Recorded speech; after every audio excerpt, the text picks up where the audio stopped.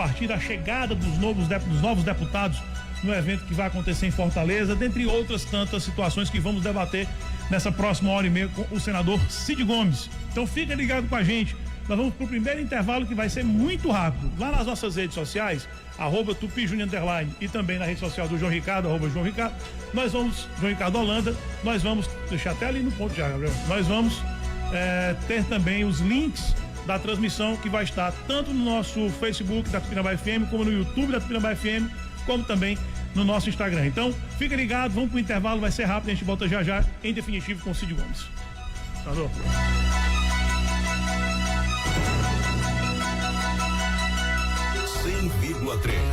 100,3 Tupinambá FM.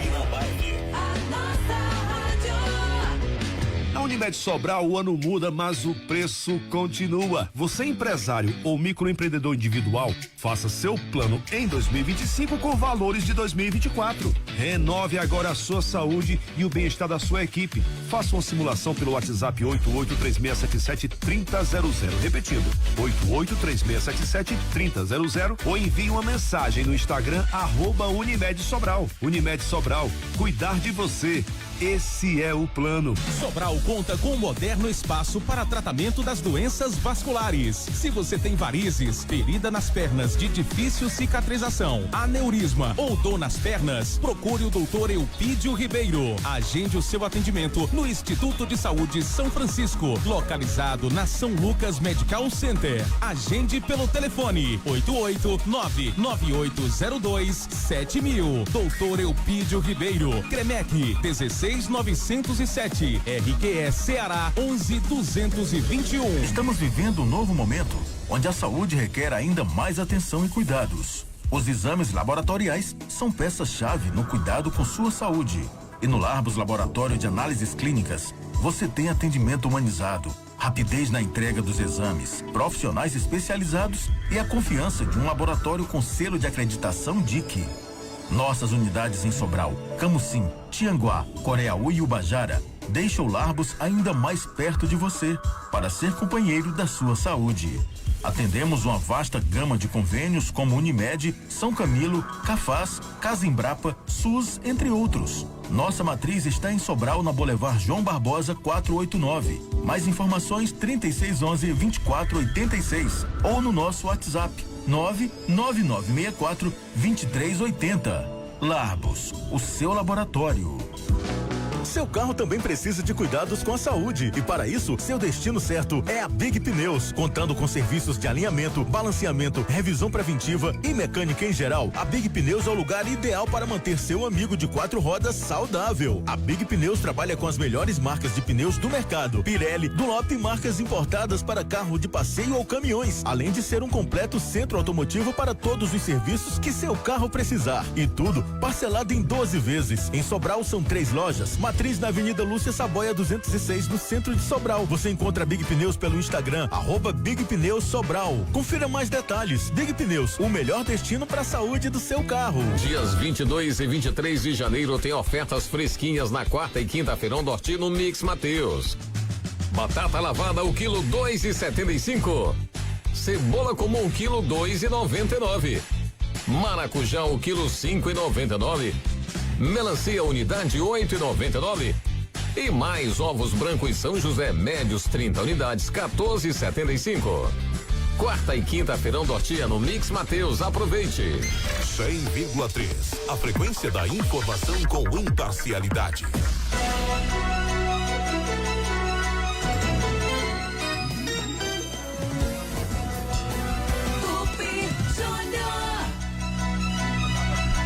Estamos de volta com o nosso Almanac 100, já aqui com o senador Cid Gomes. Eu quero abraçar aqui os amigos que estão aqui no estúdio, abraçar meu querido amigo professor Lúcio Feijão, que está aqui também com a gente, abraçar todos os amigos por aqui, meu amigo Zé Amaro, querido, nosso Ajax Cardoso, que agora será o líder da oposição de Sobral, que Vande, compadre Boni, como você tá, tudo bem?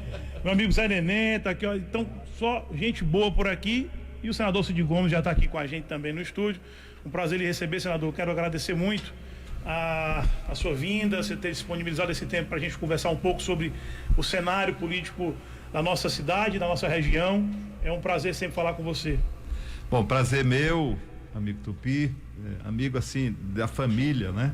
Abraçar o nosso diretor, Zé Caquino, cumprimentar aqui o João Ricardo, que ajuda o Tupi nesse programa. É todo dia, os dois juntos, a dupla? Quase todo dia. Dia sim, dia não. De vez em quando a gente tá Ele junto. dá assessoria jurídica, é advogado também? Eu comento aqui. É advogado. Comenta os comentários do Tupi. Comenta os comentários.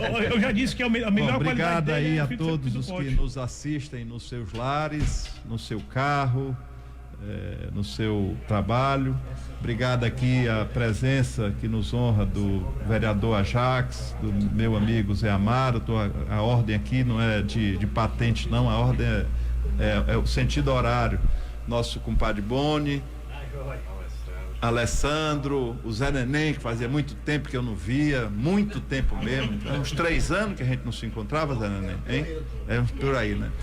Meu amigo Ivan, nosso Ronieri, Jean, Rean,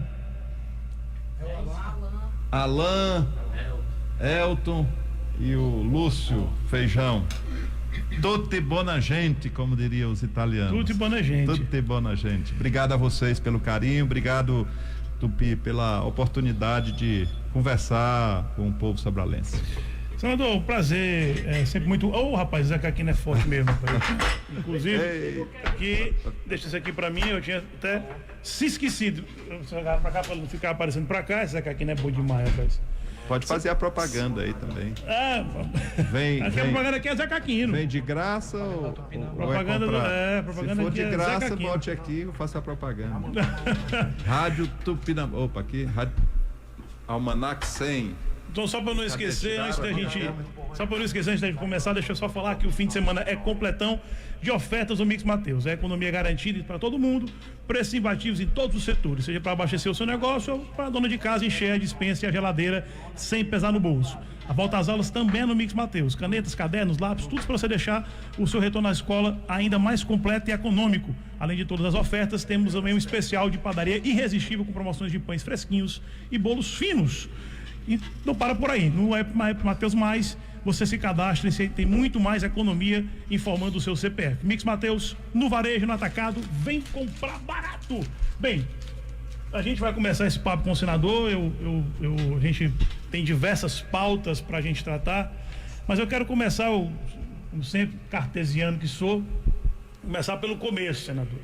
Bem, a gente viu... 27 de abril, no meu caso, 27 de abril de 1963. Parto feito pela tia Maria Diodato, que era parteira, ali naquele, chamava de, em frente ao hotel, o antigo hotel municipal, não sei nem o que é hoje lá, Manel Marinho.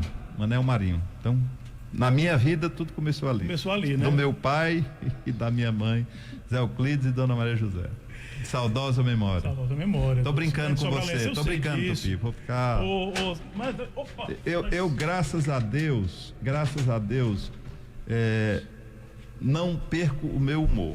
Ainda bem. Certo? Ainda bem. Então, sempre que eu puder, eu vou fazer uma brincadeira. É melhor assim que eu até prefiro. Olha, tá parecendo o programa do Jô aqui, ó. Tem até caneca. Eu mandei fazer a caneca exatamente para ficar um negócio mais bacana. Senador, a gente viu nesses últimos tempos algumas mudanças políticas e algumas reviravoltas e algumas posições relacionadas a tanta política estadual que obviamente reflete nas políticas municipais, né? Em 2022, quando muita coisa se falou e muita coisa foi dita e mudada, isso falam hoje que muito do que se acontece agora nessa política municipal tem reflexo vindo de 2022. Ali em 2022, a sua posição inicial realmente era de aguardar uma definição de primeiro turno ou, como dizem, existia uma espécie de apoio velado à candidatura do Elmano? Você não fez força na candidatura do Roberto Cláudio? Como que foi esse momento para a gente começar a entender esse contexto recente da nossa política? Bom, vamos lá.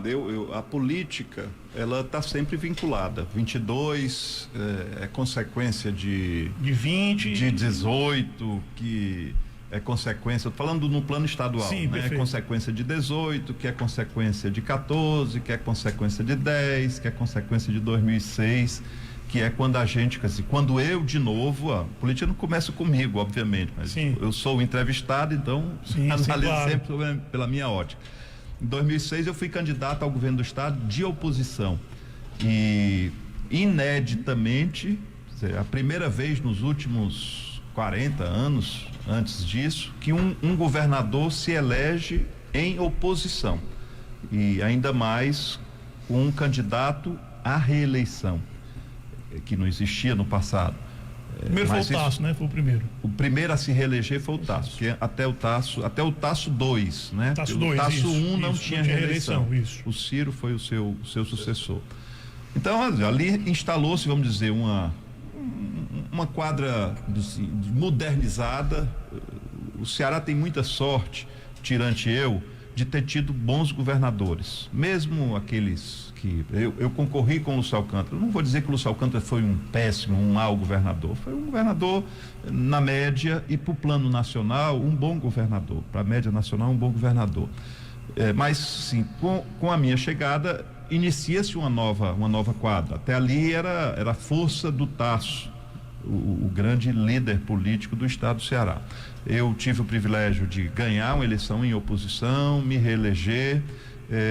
O sucessor que eu apoiei, que foi o Camilo, também ganhou a eleição, foi mais difícil. Eu ganhei as duas no primeiro turno. A eleição do Camilo foi a eleição mais difícil, por componentes nacionais também. O Camilo aí já fez um bom governo, reelegeu muito bem, talvez a maior maioria da história recente do estado do Ceará. E na sequência nós tivemos exatamente o que você falou, né? Quer dizer, o que era o plano original e como era o meu pensamento e como eu me comportei em todas as sucessões na minha sucessão de reeleição, na minha sucessão com o Camilo, na sucessão do Camilo. Eu sempre imaginei o seguinte: o Ciro cuida das questões nacionais e eu cuidava aqui das questões no estado do Ceará. E no estado do Ceará eu vinha trabalhando há muito tempo. Nós estamos falando de 22, mas já em 21, se você pegar aí os recortes de jornal e tal, você vai ver que eu já estava trabalhando, a gente andava no estado. A minha meta qual era? Fazer um sucessor do nosso partido, que à época era o PDT. Nós votamos 2 vezes no PT, como votamos aqui no VV, eu também. Sim. Eu fui apoiado pelo PT e votei no PT, tanto em Sobral como no plano estadual. E o meu plano era que, isso combinado com o Camilo, que o sucessor dele, Camilo, fosse alguém do nosso partido. À época, o PDT. Bom, e eu vinha trabalhando isso. Era fundamental. A gente andava com 4 nomes. Nós percorremos vários municípios do estado do Ceará, desde 21, só lembrar aí, desde 21, nós andávamos. O Evandro Leitão, que hoje era presidente da Assembleia e hoje é o prefeito de Fortaleza. O Roberto Cláudio, que era tinha sido prefeito de Fortaleza. A Isolda, que era a vice-governadora, e o Mauro Filho, que é sempre uma pessoa, já foi nosso candidato ao Senado, uma pessoa com muito conhecimento dessa área econômica, que é fundamental no Brasil. Acho que o Brasil está discutindo muito pouco economia então pessoas como o Mauro são muito importantes que estejam na política. Então a gente andava ali e o meu objetivo era, qualquer um deles para mim estava bem. 4 nomes, todos 4 pessoas de confiança, todos 4 qualificados, todos 4, não tenho dúvida, já tinham passado de realizações, né? Já tinham sido testados. Bom, e precisávamos ter o apoio do PT. Era isso que eu queria, o apoio do PT. O PT tinha o candidato à presidência muito à frente nas pesquisas, quer dizer, à frente nas pesquisas no Brasil, mas no Ceará era muito à frente. E a força do Lula no Ceará é algo que a gente não pode deixar de lado. Claro. A força do Lula foi fundamental na minha eleição, na minha primeira eleição. Ela não aconteceu na eleição do Camilo, por isso que a eleição foi difícil, porque o Lula não fez campanha nem pro Eunício, nem pro Eunício, nem pro Camilo. O MDB era vice na época. Pois né? Tinha lá uma complicação e ele não se apresentou na campanha na primeira eleição do Camilo, mesmo sendo o Camilo candidato do partido dele, que era o PT. Então, eu vinha trabalhando isso. Eu lembro que em janeiro eu fiz uma reunião na residência oficial com o presidente Lula, onde estavam o presidente Lula, o Camilo, a Gleice Hoffmann, que ainda é a presidente do PT, o Guimarães, acho que eram essas 4 pessoas, certo? E o assunto foi assim, o Lula foi muito objetivo. Olha, eu quero dizer aqui para vocês que o que vocês, Camilo e Cid, acertarem, por mim tá ok. Que vocês acertarem, o PT vai apoiar. Nessa hora a Gleice fez uma queixa do Ciro, que o Ciro estava batendo muito duro, não sei o que e tal, e eu estava num ambiente estranho, né? Sim, não era o meu ambiente, não era o meu ambiente. E aí o Lula eu fiquei calado assim, fiz uma cara de incomodado, e o Lula foi que defendeu. Disse, não, Gleice, o Ciro está fazendo o que eu faria se eu tivesse no lugar dele. Se o Ciro tivesse em primeiro lugar nas pesquisas e eu em segundo ou terceiro, eu ia criticar o que está em primeiro lugar. Foi quem me ajudou. Quando ele disse isso, eu senti a abertura para dizer o seguinte: presidente, eu aqui, ele já tinha confirmado o apoio para um candidato do PDT, que era o que eu vinha conversando com o Camilo, com o apoio do PT.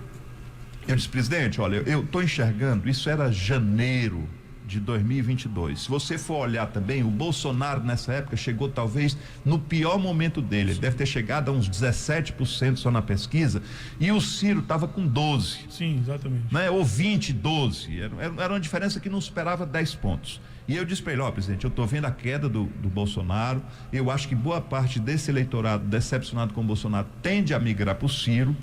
Eu acho que o senhor tem um lugar garantido no segundo turno, e acho que se o Ciro tiver 14%, 15% em abril, eu falei isso publicamente muitas vezes, o Ciro irá para o segundo turno. E o que eu defendo é que vocês dois façam uma campanha respeitosa um com o outro, porque qualquer um que ganhar vai precisar do outro para governar o país, que eu enxergo está numa situação muito diferente do que era há 10, 20 anos atrás, quando o Lula foi presidente. O Brasil hoje está muito mais dividido, está muito mais assim, essa coisa meio raivosa, odienta na política. Isso faz muito mal à política. A gente deixa de refletir, pensar e se move só por sentimentos de paixão exagerada ou ódio exagerado. Bom, assim, isso ali eu estava ali deixando claro que, embora a gente tivesse uma aliança com o PT a nível de governador, o meu candidato à presidência seria o Ciro. E se o candidato fosse do PDT, à época o meu partido, quem seria o coordenador natural dessa campanha? Eu penso que seria eu. E eu, na coordenação dessa campanha, poderia fazer muito mais pelo Ciro no Ceará. Se você fizer um esforçozinho de lembrar, todas as eleições que o Ciro foi candidato a presidente, antes dessa última, eu que cuidei aqui no Ceará, e o Ciro foi o primeiro lugar todas as vezes, mesmo tendo sido o terceiro e até o 4º colocado. Teve uma eleição que ele foi o 4º colocado no Brasil, mas foi o primeiro colocado aqui no Ceará. Então era isso que eu imaginava. Bom, talvez aí tenha faltado um pouco de diálogo, porque eu com o Ciro, as pessoas acham que, costumam achar que a gente, quando estava na mesma linha, no mesmo grupo e tal, a gente trocava conversa todo dia. Nada, a gente tem os mesmos ideais, pensa a mesma coisa sobre o Brasil, pensa a mesma coisa sobre o Ceará, pensa a mesma coisa sobre Sobral, e no dia a dia a gente não precisa ficar trocando figurinha. Eu faço o que tenho certeza ele concorda, e vice-versa, o que ele faz eu concordo. Então, nessa hora eu acho que faltou um pouco de diálogo entre a gente. Acho que começou um veneno. O Ciro, a meu juízo, estava muito envenenado, né? Porque o Ciro tem razões de sobra para ter decepções, queixas e muita, assim, tem motivo para não gostar de fato do PT, de lideranças do PT, pelo que ele já foi vítima dessas pessoas, e, a meu juízo, colocou o fígado na frente do cérebro e do coração. E pronto, ali, a partir dali ele tomou uma posição, não a partir desse momento, mas quando as coisas foram afunilando, a gente chegou a se reunir, o Ciro, Camilo e eu, e definimos que a candidata ia ser a Isolda. E para mim estava ótimo, né? Estava ótimo, porque não era um dos quatro, não era do meu partido. E aí houve o Roberto Cláudio, a meu juízo, meio que estimulado pelo Ciro, se insurgiu e não foi feito um anúncio como eu defendi que tivesse sido feito antes do Camilo sair. O que eu defendi, disse isso para o Camilo, disse isso para o Roberto Cláudio, era que ele já, antes de sair, já deixasse acertado que o nome seria o nome da Isolda. Bom, como isso não aconteceu, acabou... Enfim, a gente também começou a se afastar e deu naquilo. O PDT acabou lançando um candidato à revelia do PT, que eu desejaria como aliado, apoiando o PDT, não é que eu quisesse apoiar o PT, não. Eu queria que o PT apoiasse o PDT. Sim. E o PT admitia apoiar, essas coisas foi ficando mais clara com o passar do tempo, eles admitiam apoiar a Isolda, e tinham restrições a outros nomes. Seria apenas a Isolda, no caso? Não, a Isolda, acho que o Evandro também, mas a preferência deles era a Isolda, por uma razão natural até, e óbvia, porque a Isolda já era a vice-governadora. Com o afastamento do Camilo, ela já assumia o governo do Estado, ela mesma ia conduzir a campanha dela, já como governadora. Então, eles tinham essa preferência clara pela Isolda, que para mim estava ótimo. A Isolda é nossa companheira, amiga, está aqui hoje, tá aqui, foi nossa candidata a prefeita de Sobral, tá certo? Então foi isso que aconteceu. Quando definiram lá que o PDT ia ter candidato, o PT, a revelia do PT, o PT, a meu juízo também, não podia ter tido outra postura que não fosse lançar um candidato, né? E aí eu fiquei entre a cruz e a espada, né? Ou eu brigava com meu irmão, ia defender, assim, brigar para que a Isolda fosse no partido a escolhida, ou eu me afastava, porque eu já me afastei antes da escolha do PDT. Teve uma reunião do diretório que eu não participei, eu já estava afastado do processo. Me afastei para evitar uma briga com o Ciro, porque para mim, a minha relação com o Ciro, meu irmão mais velho, em muitas situações um pai, né? Uma pessoa com quem eu me identifico. Então eu admitia tudo no mundo menos brigar com meu irmão. E para mim fazer o sacrifício, que é um sacrifício grande, de ficar ausente de uma campanha sem me posicionar, era só teria para mim mais grave brigar com ele. Então eu preferi fazer o sacrifício de ficar fora da campanha. Daqui chegou o Paulão, para não achar, você falou aí, que eu, por baixo dos panos, apoiei. Esse rapaz aqui, na varanda da minha casa, ele vai se lembrar disso, na varanda da minha casa, eu entreguei para ele uma chapa, que era a minha chapa. Eu fiz uma chapa, nos últimos dias eu fiz uma chapinha, coloquei aqui em Sobral a minha foto, é a foto do Ivo, e a foto do Ciro, sim, os três irmãos, e atrás da chapa tinha lá, deputada estadual Lia Gomes, 12... 1, 2, 3, 4, 5. 1, 2, 3, 4, 12, 3, 4, 5, isso. Leônidas, 12, senador Camilo, 13, 131, governador eu botei 1, você deve se lembrar disso, eu botei 1 só, e não botei o segundo número, porque era aquilo, eu estava querendo dizer que não podia o 4, começar com 4, mas se começar com 1, podia ser o 12 ou podia ser o 13, e depois o presidente da República, Ciro, a chapa e esse rapaz ficou insistindo comigo, Paulão ficou insistindo, sim rapaz, mas diga aí qual é o outro número. Paulão, já estou te dando aqui 5 números de deputado estadual, com 4 de deputado estadual, de deputado federal são 9, com mais 3 de senador são 12, com mais 1 de governador são 13, com mais 2 de presidente são 15. Escolha um, homem, escolha um. Ele insistiu e eu não disse porque estava disciplinado, porque depois eu pensei, nem tudo está perdido, né? Nem tudo está perdido, a gente pode fazer essa campanha. Eu não imaginava que desse uma coisa no primeiro turno, isso eu não imaginava. Sim. Eu imaginava que a força do Elmano, quer dizer, a força do Lula, a boa avaliação do Camilo e a sua força como candidato a senador e como líder estadual, isso iriam impulsionar a candidatura do Elmano. Eu não, sinceramente, não acreditava que ele ganhasse o primeiro turno. Então pensei, vou me reservar, vou botar aqui o 1, demarquei o meu espaço, não tô me omitindo completamente, eu vou ficar entre deixar meus eleitores escolherem, as pessoas que me têm atenção escolherem se era o 2 ou 3, e no segundo turno eu vou procurar juntar essas pessoas. Bom, a eleição morreu no primeiro turno para governador e, enfim, então foi isso que aconteceu, né? Teria sido tudo diferente. Eu imaginei que passadas as eleições, porque isso tudo é mais ou menos que cantei a bola. Rapaz, a força do Lula é muito grande, a gente, se ficar aqui, a gente não vai conseguir.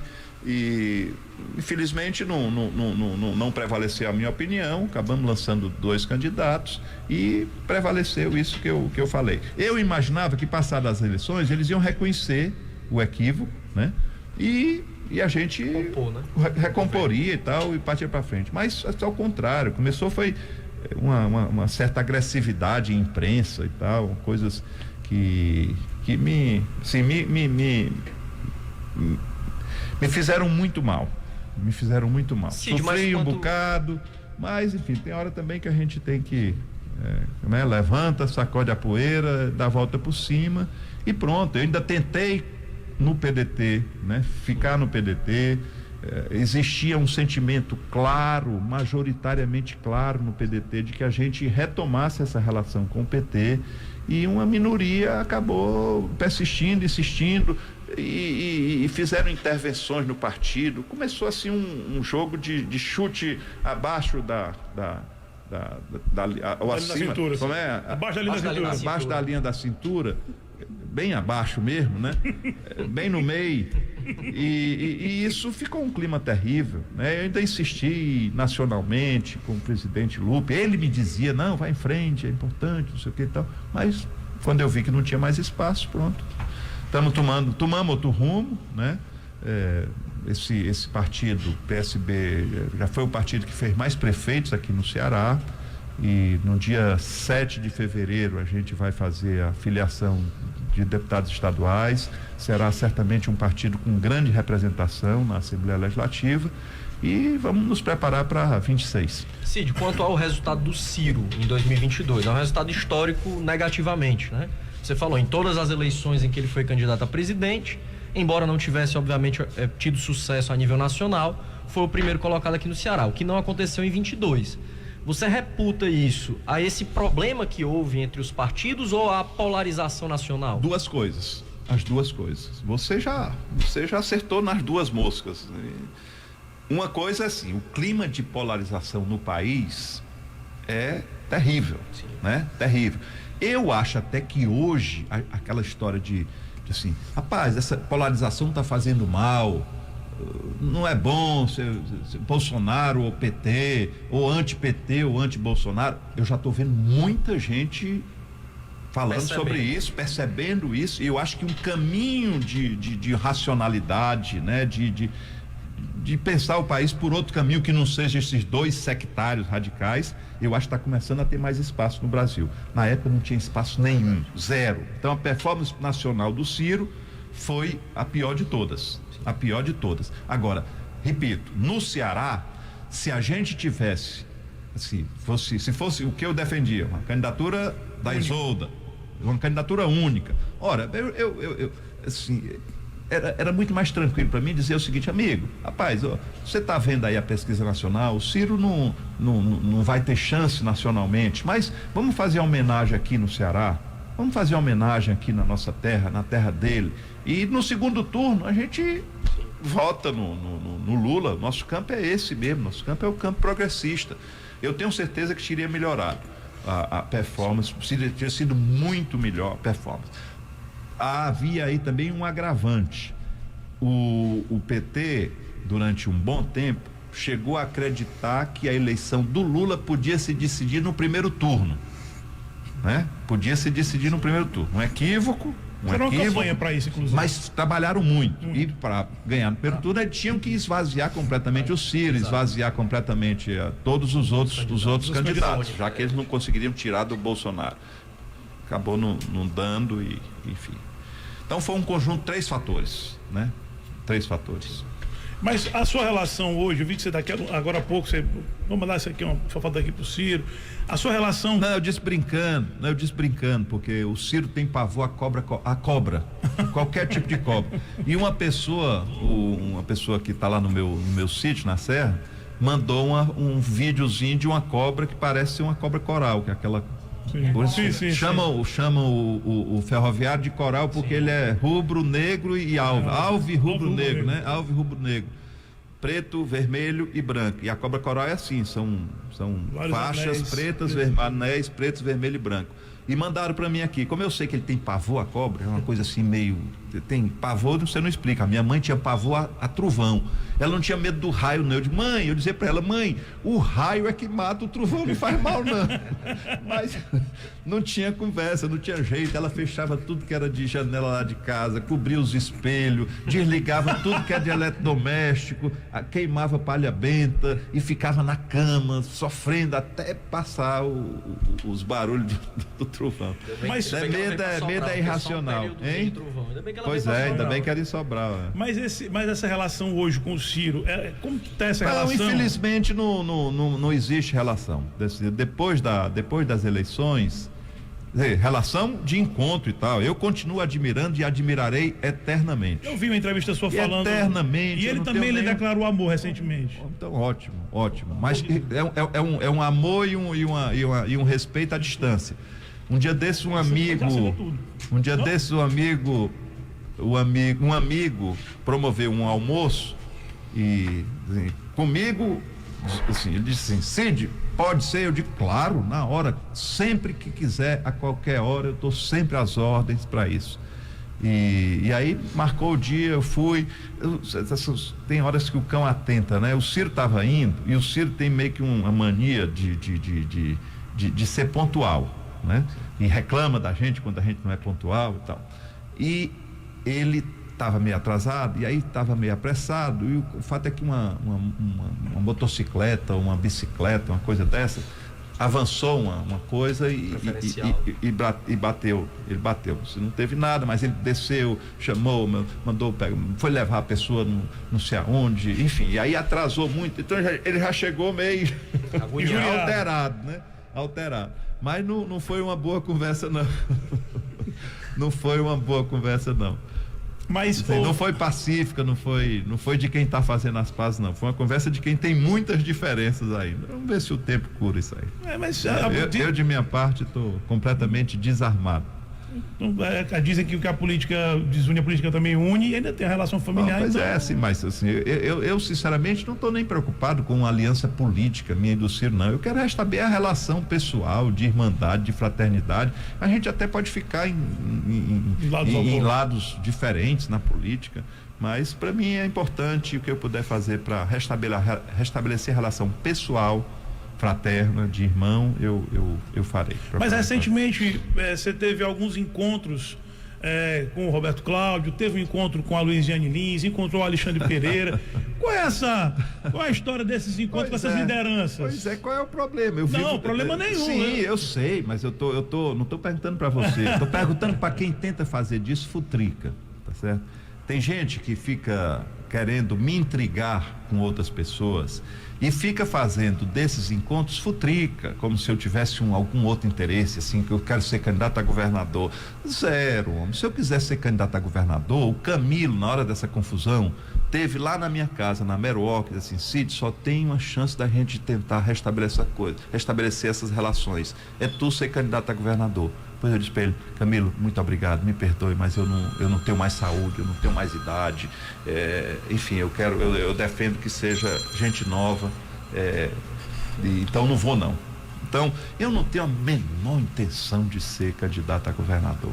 Eu tenho eu até brinco dizendo o seguinte, se o Estado, as responsabilidades do Estado fossem só saúde, educação, transporte, moradia, infraestrutura, eu até cogitaria, porque eu gosto de empreender, é da minha natureza, né? Mas na hora que tem segurança pública, me perdoe, eu sofri tanto com isso, a sensação de impotência, de você fazer tudo que está ao seu alcance para melhorar a segurança e não conseguir melhorar. Isso gera uma frustração tão grande que é um sentimento que eu não quero mais viver. Eu estou muito em paz, estou muito tranquilo. A rigor, eu amo política, eu não sei viver sem política. Se o meu telefone não tocar, eu começo a me incomodar e eu mesmo vou ligar para as pessoas, né? É mesmo, é sério. Eu adoro isso, eu vivo isso. Se não for assim, eu não consigo viver. No caixão, eu não consigo. E olha que eu empreendo, viu? Eu estou igual ao Alman Carneiro. Tinha um tempo que o Alman Carneiro era presidente do Guarani Esporte, só coisa boa, né? Guarani Esporte Clube, presidente do Jockey Derby Clube, tinha uma banda de forró e tinha um restaurante, não sei o que e tal. Um hotel, e tinha cavalo de corrida. Cavalo, não sei o que e tal. Então eu tô igualzinho o Oman. Eu tô plantando uva, eu tô plantando oliveira, eu tô plantando coco, eu tô plantando eucalipto, eu tô criando carneiro, eu vou criar vaca, eu tô criando tilápia, eu vou criar camarão, eu tô fazendo uma ruma vou ter um posto de combustível, vou ter um boteco, vou ter uma loja de carne, queijos e vinhos, né? Então eu não consigo ficar parado. Esses empreendimentos vão estar por aqui? Você botou tudo por aqui, tudo também? por aqui na Redondeza. Oh, coisa boa. Tudo por aqui na Redondeza. Metade dessas coisas é meu sítio. Tudo coisinha minúscula. Não vai achar que eu vou ser próximo. Eu tenho lá 48 pés de uva, parreira. E eu quero mostrar para as pessoas que essa história de achar que uva é coisa de clima frio, isso é um equívoco. Uva gosta de sol, uva gosta enfim, nós podemos plantar a uva aqui, né? Se botar a água, ela não gosta na folha não, ela gosta no pezinho dela. Se você faz ali um gotejamento no pé dela, pouca água, né? Irrigação não é grande coisa, você consegue ter produção. E eu estou otimista lá com as minhas parreiras e outras coisas, tudo pequenininho, para mostrar para as pessoas que é possível a gente ter uma renda melhor no campo. Eu não me conformo, meu Tupi, o seguinte: você pega um cidadão, tem ali 10, 15 cabeça de vaca, ele tira ali o leite, ele vende o leite e muitas vezes um dia, para não instruir, né, porque ele não consegue vender o leite, para não estragar o leite, ele faz queijo. Ele faz queijo e o nosso velho e tradicional queijo de coalho, que não tem companhia melhor para um milho verde.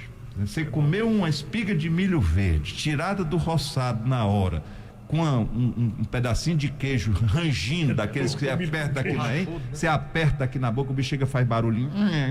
Não tem coisa melhor. Mas se você for ver sob o ponto de vista econômico, quantos litros de leite você precisa para fazer 1 quilo de queijo? 10, né? A média é isso aí, 10. Se o cara não botar muito sal, tem uns cabas que botam muito sal, o Zé Neném, bota um sal danado no queijo, para ver se diminui a quantidade de leite. Então, 10 litros de leite. Quanto é que custa 1 quilo de queijo, de coalho? É R$30, né? É isso? R$30, pronto. R$30. Quanto é que custa 10 litros de leite? R$30. É R$30. É a mesma, é uma coisa pela outra. Então, todo o trabalho de fazer o queijo não lhe dá nenhum retorno. Diferente, eu quero fazer aqui um queijo que chama queijo camembert. Vai lá no Pinheiro ver quanto é que custa. Vai lá no Pinheiro para ver quanto é que custa. 120 gramas do queijo camembert. É R$30. 120 gramas. Então ele custa praticamente 8 vezes, 9 vezes mais do que o queijo coalho, usando só 7 litros de leite. Porque o queijo camembert só são 7 litros de leite. Ali tem um fungozinho, uma besteira para ficar aquele mofozinho por cima. Tudo isso é facílimo de fazer, é até mais fácil de fazer porque não tem prensa do que o queijo de coalho. Então a sua intenção é fomentar isso aqui. Minha intenção é, o papai me deixou de herança 21 hectares na Serra da Meroca, pois o que eu puder ter lá de diversidade, e eu estou fazendo isso, estou fazendo banco de mudas, estou plantando um negócio que chama baunilha. Baunilha é caríssimo, caríssimo. 1 quilo de baunilha custa, eu estou com medo de dizer aqui, mas custa assim R$1.000, R$1.000 ou mais. E isso é uma como é que chama aquelas? Uma favinha, Não, daquela flor bonita em pé de coqueiro, eu tenho lá na minha orquídea. É um tipo de orquídea, só que é uma orquídea que não é de caule, ela é uma orquídea de raiz. e dá bem aqui no nosso clima. Você plantando embaixo de árvore e tal, e fazendo uma irrigaçãozinha, que é uma coisa que a gente tem que, irrigação também, é uma coisa que não é bicho de 7 cabeças, né? A gente tem sempre a preocupação com mão de obra, isso aqui. Eu tenho lá no meu sítio 5 setores irrigados, cada um com um tipo de irrigação, um horário diferente do outro. O tipo de irrigação e o horário é diferente. Tudo automatizado. Não precisa ninguém mexer um dedo, que ele está lá funcionando. 5 horas da manhã ele liga o setor dos coqueiros, tem lá os aspersores, microaspersores, que o coqueiro tem que ser 300 litros de água por dia, obviamente quando ele está grande já. E o programinha, uma maquininha que custa R$1.000, faz esse serviço todo. Eu não preciso, o morador não precisa acordar cedo. Lá 5 horas da manhã o bicho liga, desliga sozinho, liga o outro setor, liga os cafés. Plantei café de sombra, plantei cacau de sombra, plantei açaí. Eu tenho tudo isso lá nesse sítio. E eu quero que isso seja para demonstrar para as pessoas, para quem, os estudantes de agronomia, os estudantes de zootecnia, quem for um pequeno empresário que queira fazer alguma coisa, ir lá no meu sítio e aprender, e eu teria o maior prazer em ensinar. Eu só quero aqui aproveitar para mandar aqui um abraço. O Armando Costa está lhe mandando um abraço. Também Armando Costa, como é, Armando, esse negócio? Foi ou não foi, hein? Esclareça, né? Abraçar aqui o vereador Leandro Linhares, não estava aqui, mas mandou um abraço também. Leandro. O prefeito de Forquilha, Ednardo Filho, tá mandando aqui um abraço para você, o prefeito de Forquilha. Ednardo tá na Europa, já chegou? Já chegou, tá nos Estados Unidos, já tá. Era nos Estados Unidos, já voltou. Já voltou. Nosso prefeito de Forquilha, abraço, a Bruna fez o serviço direitinho lá. Fez direitinho, ela tá bem demais lá também. Abraço ao Elivar. O Jales Gomes está lhe mandando um abraço. Jales Gomes. Abraço, amigo. Aqui também o Hernandes, o Batata e o Pedro na oficina do Hernandes, lá no bairro do Tamarindo. Eita, um abraço aí aos amigos do Tamarindo.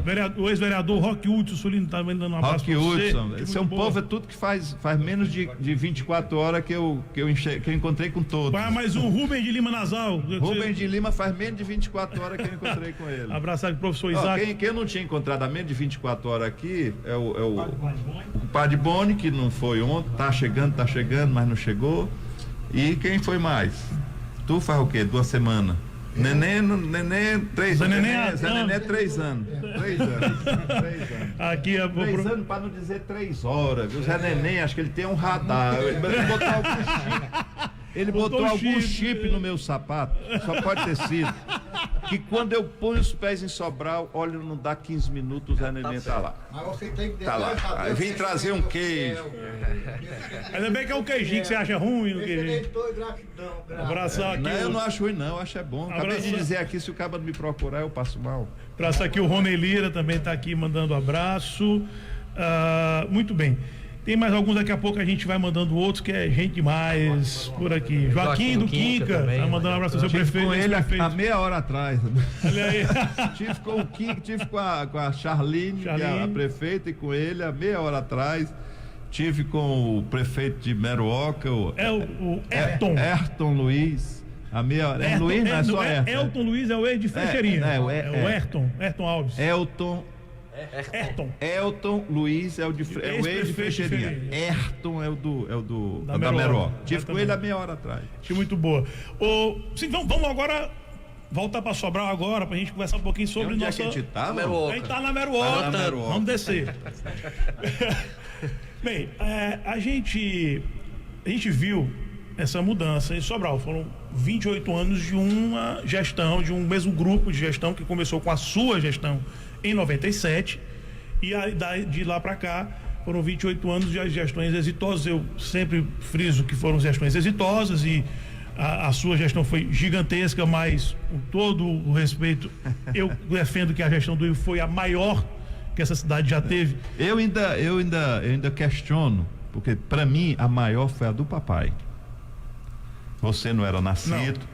Papai foi prefeito de Sobral de 77 a 82, numa condição completamente diferente do que eu tive e do que o Ivo teve.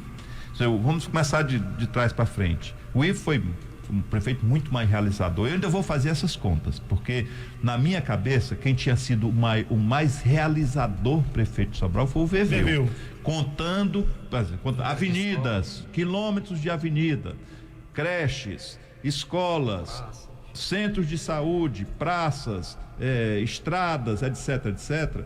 Na minha conta, Casa Popular, na gestão do Veveu, foram feitos, olha, isso não vai existir mais nunca em Sobral.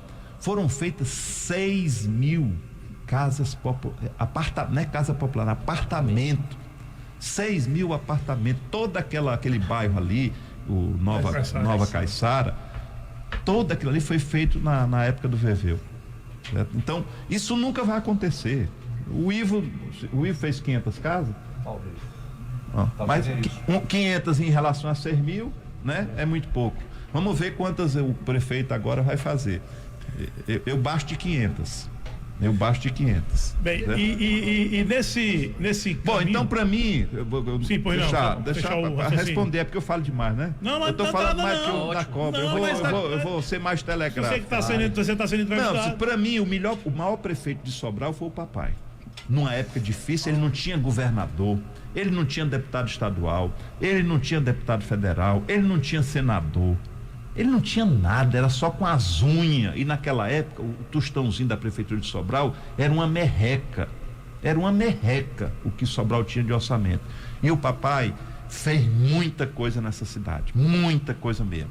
Então, vamos lembrar um pouquinho também que Sobral teve um tempo em que nenhum prefeito conseguia fazer o outro. A exceção foi o papai. Antes, se você for atrás, vamos ver aqui, vamos pegar antes do papai, Zé Prado. Quem era o prefeito antes do Zé Prado? Era o Quinca. Perdeu a eleição pro Zé Prado. Antes do Quinca era o Jerônimo. Perdeu a eleição para o Quinca, na sucessão.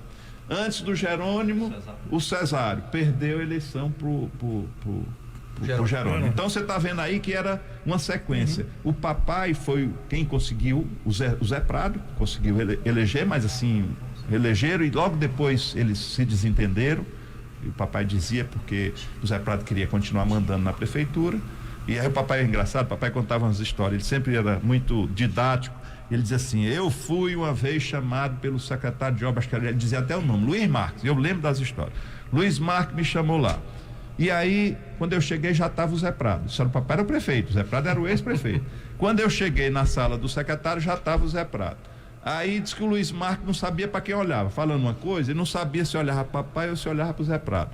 E lá pelas tantas, ele disse assim: mas esse problema aqui tem duas alternativas, tem a solução A e tem a solução B. Aí o Zé Prado, tuca B. O Zé Prado adiantou-se. Não, deve ser a B. Aí o papai conta a história assim, ele disse assim: para a infelicidade do Zé Prado, a minha opinião era A. E eu disse: não, é a A. Pronto, e falou grosso e foi a A que ficou. E ali o Zé Prado se afastou e depois umas pessoas fizeram futrica no meio, e não falta gente, né, para fazer futrica. Maria, aqui em Sobral tinha um cidadão que chamava Hugo Alfredo, de saudosa memória, né? O homem vivia de futrica. Vivia de fazer futrica. É o inspirador desse novo agora, que ele recusa falar o nome. Acho que deve ser o Deus dele, o Deus dessa figura que anda por aí, né? Saiu de Sobral e foi para outros cantos. Ave Maria, deve ter alguma coisa ali, deve ter uma genética ali cruzada são da mesma região, da várzea ali, da Praça da Sé. Mas nessa mudança, Cid, primeiro o que eu lhe pergunto é o seguinte: como que você viu essa mudança depois desse tempo todo? A que você pode atribuir essa mudança de rumo em Sobral depois desses 28 anos de gestões que foram exitosas, que tem números positivos? O que você atribui essa mudança de caminho aqui? Numa palavra, numa frase: fadiga de material.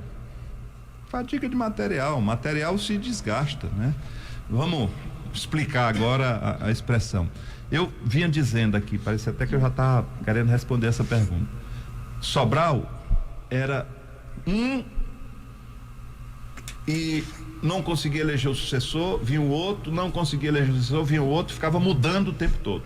Isso nunca permitiu a Sobral ter uma continuidade, porque você tem as palavras, elas existem para mostrar o sentido das coisas. Você tem uma coisa que chama continuismo. Continuismo é a sequência de uma coisa ruim. Continuismo, o sufixo ismo permanecer é ruim. Só por permanecer. Né? E tem continuidade. Você pegar se olhar aqui para Sobral, não vou nem falar de educação, que é uma unanimidade, né? Vamos falar de mortalidade infantil. As políticas que foram implementadas aqui para redução de mortalidade infantil, elas tiveram sequência, tiveram continuidade, e isso fez com que Sobral chegasse no final do ano passado a um índice que é índice de país de primeiro mundo, melhor do que o do Canadá, o índice de mortalidade infantil de Sobral. Eu lembro, quando eu era estudante, eu fui morar em Fortaleza, fazia o 3º ano, eu escrevi um artigo para um jornal falando sobre essa coisa do absurdo que era a falta de sensibilidade dos governos para essa coisa da mortalidade infantil. Naquela época, 1979, de cada 1.000 crianças que nasciam, morriam 134. Por isso que as pessoas mais antigas perguntam assim: quantos filhos você tem?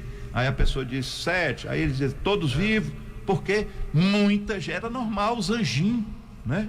E isso era por falta de cuidado, de atenção, de um serviço de saúde público, de saúde, que desse o mínimo de dignidade. Não é que dizer que morria de quebranto.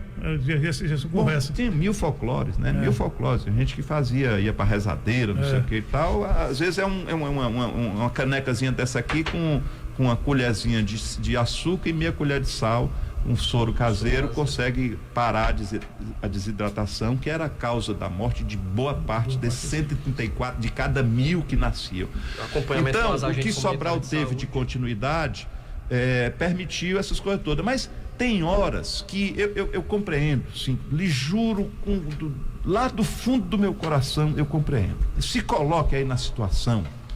Eu gosto de ver pesquisa, não é pelo número, não, é para encontrar as pessoas que tem atrás daquele número.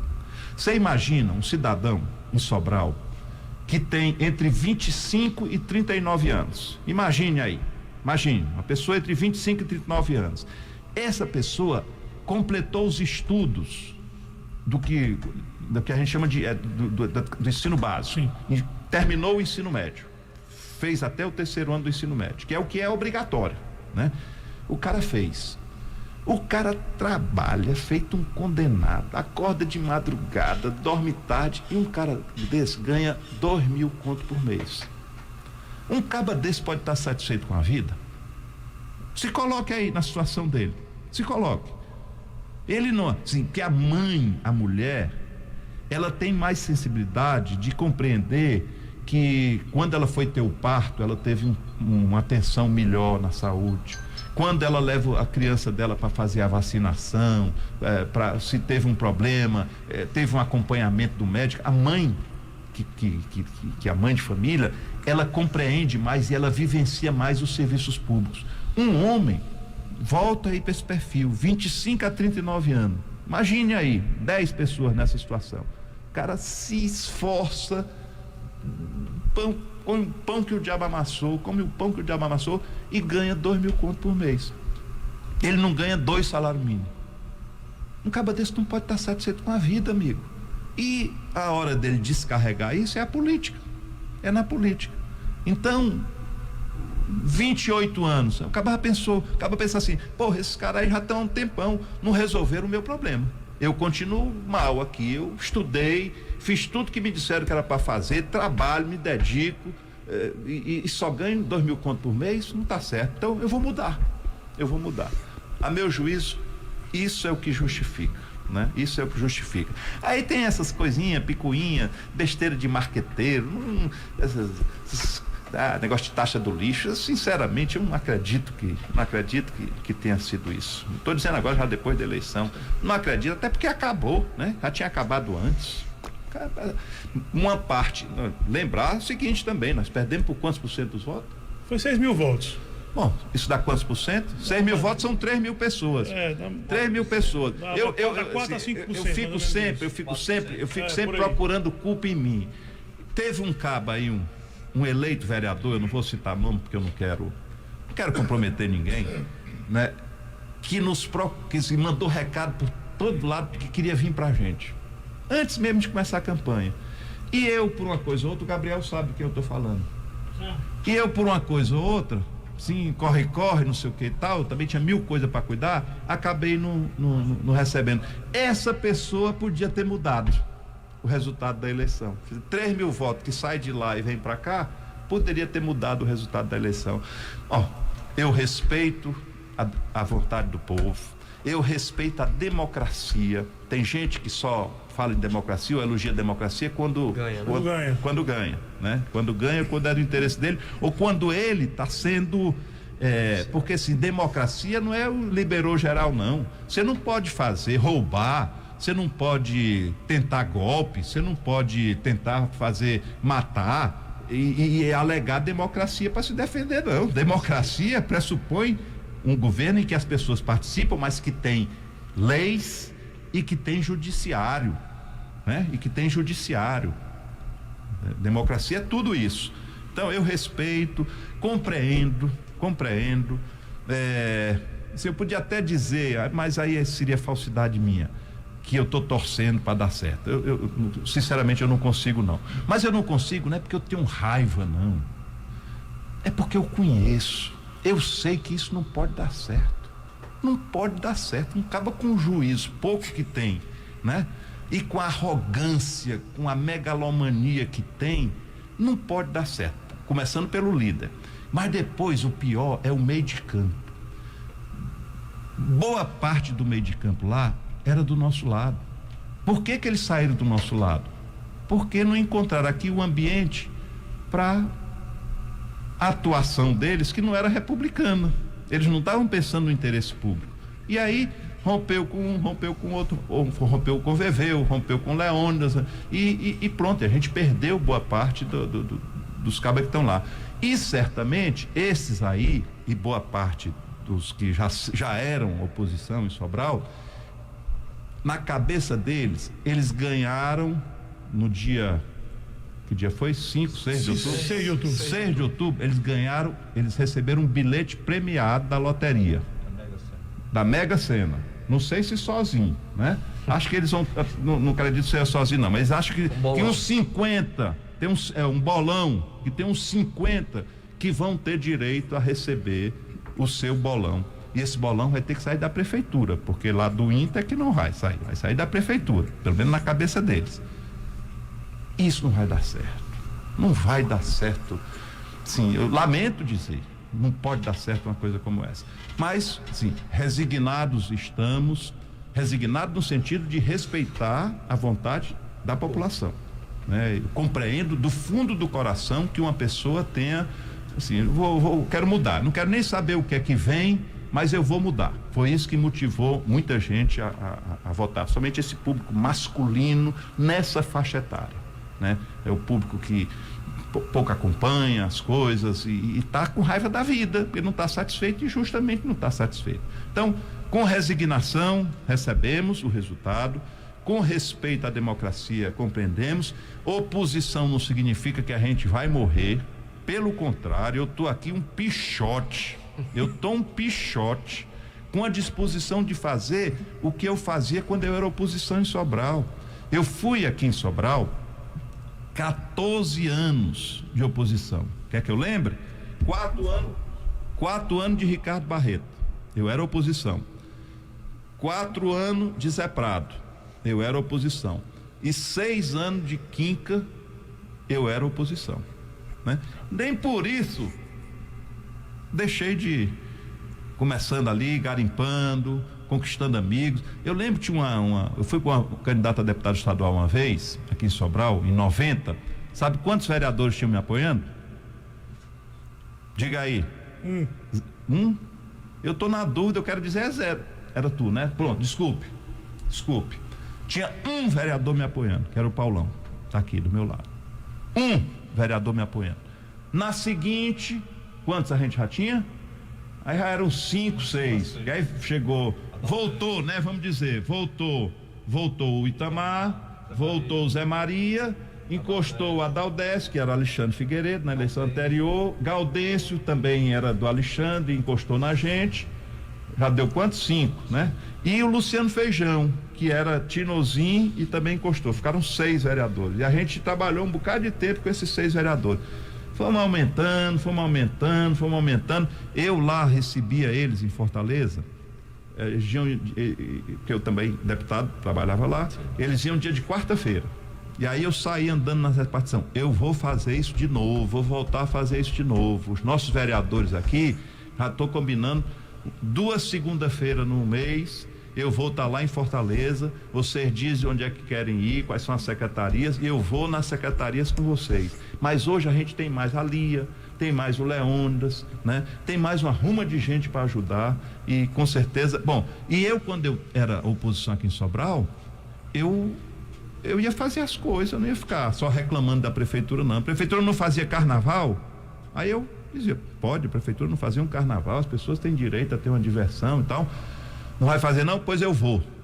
E aí fiz aqui alguns anos o carnaval de Sobral, era feito por mim. Eu, menino rei, pichote rei, ia atrás de dinheiro no Café Serra Grande, ia atrás de dinheiro na Laça, ia atrás do meu amigo Moacir, meu amigo Jocely, ia atrás meus amigos ali da Coca-Cola, o Zé Arthur e o Felizardo, né? Boa parte aí já tá no outro campo. Dos que eu falei só tem vivo o Zé Arthur, né? E anteontem perdeu a mulher, Laleta, que foi nossa contemporânea lá. Meus pesos, amigos Zé Arthur, aí, meus sentimentos. Perdoe a gente nesse corre-corre, mas assim, por esses dias eu lhe faço uma visita. E então eu vou fazer isso. Vou lutar, amigo. Vamos lutar, vamos trabalhar e vamos fazer o que tem que ser feito. Vigiar o prefeito, né? Respeitar, vamos dar um tempo aí, vamos ver aí 6 meses o que é que eles fazem, vamos fazer a avaliação dos 100 dias, né? Quando der 100 dias, dia 10 de abril, pronto, 10 de abril a gente faz uma avaliação, me convide aqui, para eu vir fazer a avaliação. Não faço igual isso, não é digital não, a dica é agora, já está convidado, o Gabriel já está aqui, já está sabendo. Bom, muito bem, então pronto, já marcado. E vou movimentar aí, e tem mais gente, não estou só não, agora tem muito mais gente, nós temos aí vereadores que são trabalhadores, vamos procurar aí ajudar os que não conseguiram se eleger, vamos fazer um rodízio para ver se o compadre Boni assume aí essa coisa, essa vaga, enfim, vamos trabalhar. Cid, eu tô lhe chamando de Cid porque você disse um dia que não gostava de ser chamado de senador, que era nome de rua. Nome de rua, né, senador, né? Então... eu me lembro da história. Inclusive, estou lhe mandando um abraço de senador Sá. Então, estou mandando aqui um abraço. Tem senador Pompeu também, né? Diz que um desembargador aí foi fazer um crediário, né? Aí tava lá com a mocinha em frente dele perguntando os dados. Aí diz assim, seu nome completo? Aí ele diz assim, desembargador Fernando Ximenes. Aí a menina, não, eu tô perguntando o nome, não é o endereço, não. Mas Cid, veja, eu entendo a política como um reflexo do cenário internacional, do cenário nacional. A política local, ela acaba refletindo um pouco disso.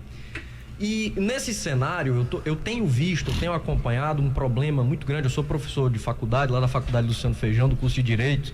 Qual é a disciplina? Várias, mas sobretudo agora eleitoral, né? Eleitoral. Sou professor de Direito Eleitoral lá.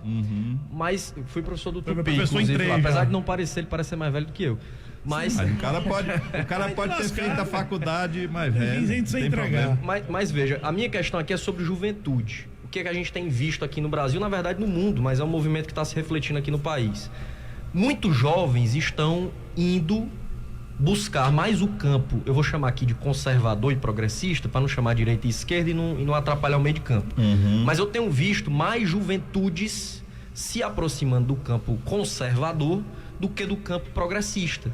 E esse é um grande desafio, sobretudo agora aqui em Sobral, como oposição, de conquistar essa juventude. Como é que você tem visto esse cenário? Qual é o grande desafio da esquerda brasileira, assim, do progressismo brasileiro, para fazer com que essa juventude tenha esse acompanhamento mais próximo da gente aqui, desse campo mais progressista? Bom, o que você tá colocando aí, a meu juízo, é o pano de fundo das grandes questões nacionais. Infelizmente, no Brasil, não se discute mais política no sentido de concepção, né, de linha ideológica, de afinidades. E aí você vê pessoas equivocadamente, com todo respeito, dizendo assim, bate no peito e diz assim, eu sou de direita. E se você vai perguntar para aquela pessoa o que é ser de direita, a pessoa muitas vezes não sabe, está repetindo alguma coisa porque ouviu de alguém, uma pessoa que ela admira, certamente, ou confunde essas questões que são religiosas, morais, religiosas, com ser de direita e ser de esquerda. Né? Tem nada a ver uma coisa com a outra. Nada a ver uma coisa com a outra. Exatamente. A pessoa pode ter um sentimento progressista, que hoje nós de esquerda, eu pelo menos de esquerda, tenho até vergonha de dizer que sou de esquerda, porque virou palavrão, né? Virou palavrão, eu digo assim, progressismo, sou progressista. Quer dizer, o que é? Cabe aqui? Cabe? Cabe. Bom, muito bem. Me chame um dia pra gente debater isso na faculdade. Mas vamos tentar ver o que é ser de esquerda e o que é ser de direita. De onde é que surge essa história? Esquerda e direita. Começa na Revolução Francesa.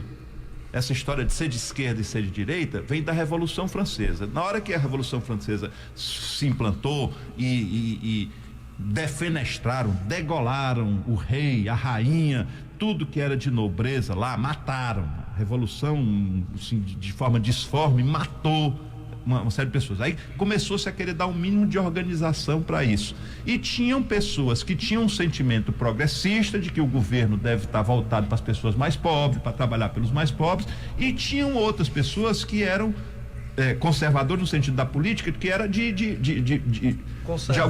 alguma forma compactuar ou ser cúmplice de um poder econômico que existia. Tudo bem, defenestra a nobreza, mas o poder econômico, a burguesia, tá certo? A burguesia nós temos que proteger. E tinham os dois campos. Então, a questão de ser de esquerda e ser de direita é fundamentalmente econômica. É economia. E eu me impressiono, porque um rico, milionário, ser de direita, ele ser conservador no aspecto econômico, de ser contra imposto, de ser contra contribuição social, isso eu até entendo, ele está defendendo o que é dele. Agora, você pega um caba remediado, classe média baixa, sofrendo para viver, e o caba bater no peito e dizer que é de direita, ele está trabalhando contra ele. Ele está trabalhando pela concentração de renda. E um dos maiores problemas do nosso país, nós temos muitos, mas um dos maiores é concentração de renda. Não é que o Brasil não tenha dinheiro, não. O Brasil tem muita riqueza. Agora, essa riqueza está concentrada, muito concentrada. Não há país no mundo em que os mais ricos tenham tantas vezes mais dinheiro do que os mais pobres. Não há. 1% mais rico no Brasil tem uma quantidade muito superior a mais da metade dos brasileiros. Não está certo, né? Como é que um vai ter mais do que 110 milhões, né? Como é que 1.000 ou 1 milhão, 1% de 210, 20 mil, é isso? 2 milhões 220 mil. Como é que 20 mil pessoas têm mais dinheiro do que a soma de 110 milhões de pessoas? Como é que é razoável isso? Não é razoável, não é razoável. Você está vendo que não é razoável. Então, ser de direita e ser de esquerda é isso. Quem defende a concentração de renda, o status quo, o poder econômico na mão de quem está, e quem é de esquerda é aqueles que defende a distribuição de renda, para a renda ser melhor distribuída, para que os salários sejam melhores, para que os impostos dos mais ricos sejam maiores, para a gente dar serviço para os mais pobres. Isso é a essência e fundamentalmente econômica do conceito de direita e esquerda. O mais é derivação, aí arruma de doidinho. Esses filhos do Bolsonaro e o Bolsonaro são um bando de imbecis, aqueles não fazem um ó com a cuia. São analfabetos, imbecis, incapazes de planejar a semana que vem. Ele e os filhos todos são desse jeito, imbecis, ficam olhando as manchetes de jornal, publicando besteira, falando besteira. Não, repito, são incapazes de dizer qual é a sua política pública para a educação. O que é que você defende? Como é que você defende o modelo de educação? Eles não sabem de coisa nenhuma, nunca fizeram nada disso, vivem lá de negócio de deputança e fazer a história da, como é que chama? A rachadinha, e fico falando em moral, fico falando em moralidade, fico falando em honestidade. O Bolsonaro era deputado, recebia acho que 5 mil, equivalente a 5 mil reais hoje para uma casa, moradia. Só que ele tinha moradia. Ele tinha lá uma casa. Aí perguntaram para ele: para que você recebe esse dinheiro? Não, é para ter um lugar para eu comer as meninas.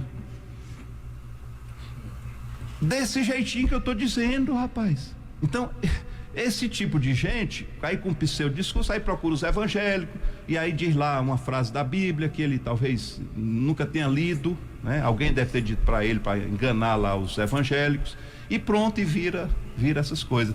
E aí essa questão de aborto, de droga, de LGBTQIA+, isso são questões relativas à moral das famílias. Moral individual. A moral individual, isso não é coisa da política. Exatamente. Eu sou assim, acho que a política não deve se meter nisso. Não deve. Se a mulher vai fazer o aborto, se não vai fazer o aborto, isso é uma questão da família. Isso é a questão da família.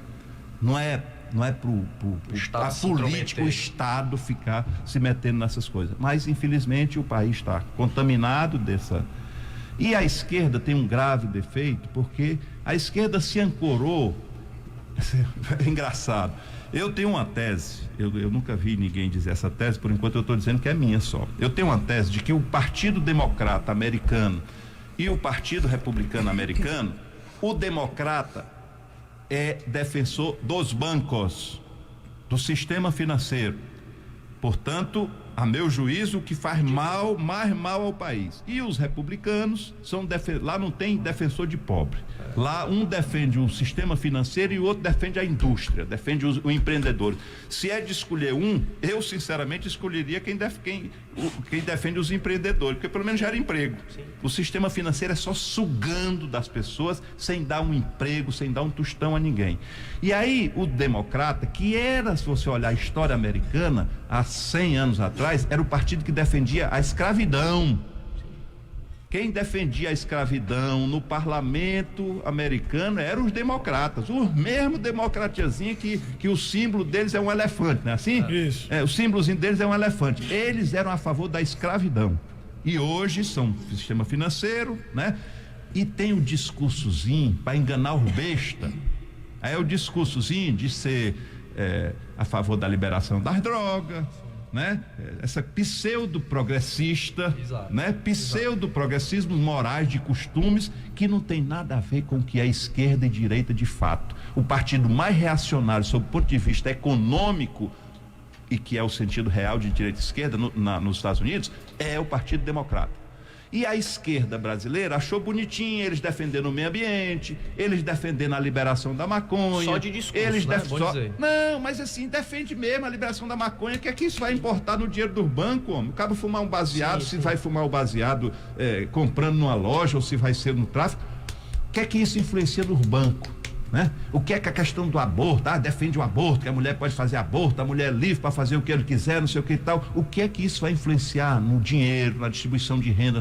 Então eles adotam meio ambiente, muito bonito, assim, porque também os bancos não querem mais saber de plantar nada, não. Eles não querem mais saber de construir nada, eles querem saber e não precisa mexer com o meio ambiente, não. Então é muito bonitinho para eles defender o meio ambiente. Eu defendo, são causas que eu defendo, tá certo? Mas isso não tem nada a ver com ser esquerda e ser direita. E aí a esquerda brasileira, pouco pensadora, pouco criativa, copiou essas coisinhas lá dos americanos. Então você pega aí agora, as esquerdas brasileiras se confundem com defensor do animal, defensor de meio ambiente, com todo respeito a essas causas, tá certo? Mas isso não é ser esquerda e não é ser direita. Isso é ser progressista no sentido moral ou conservador no sentido moral, não é ser de direita e ser de esquerda. E para mim, assim, quem é pobre, tem que levantar as mãos para o céu para defender que tem um pensamento de esquerda progressista no Brasil, senão ele vai ficar cada vez mais pobre, porque os de direita não querem nem saber, não, pelo contrário, o que eles defendem é livre mercado, é assim que eles falam, por ele não tinha imposto, por ele não tinha coisa nenhuma. Aí você vê hoje um pobre, um coitado remediado, que vive do SUS, que vive de escola pública, que tem essas garantias todas, dizendo que é de direita. né? Mal sabe ele o que é de direito. O senador, agora vamos falar aqui do nosso bom legislativo de Sobral. Vamos botar as pimentas. Pimenta. Aqui a gente viu, depois da eleição, a eleição de Sobral apresentou o resultado da vitória da antiga oposição, mas apresentou uma maioria do legislativo da chapa que era liderada pela professora Isolda.